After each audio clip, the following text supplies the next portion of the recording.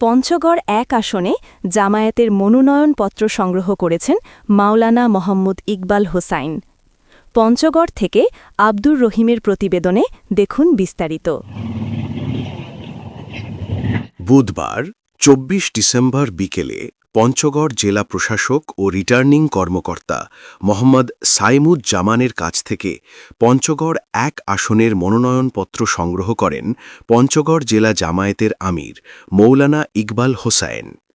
এ সময় উপস্থিত ছিলেন পৌর আমির মৌলানা জয়নাল আবেদিন, সদর উপজেলা আমির সফিউল আলাম, মানব সম্পদ সেক্রেটারি শাহিদ আল ইসলাম, পেশাজীবী বিভাগের সভাপতি অ্যাডভোকেট আকবর আলী, তেঁতুলিয়া উপজেলা আমির মৌলানা আব্দুল হাকিম, পৌর সেক্রেটারি অ্যাডভোকেট নাসির উদ্দিন সরকার।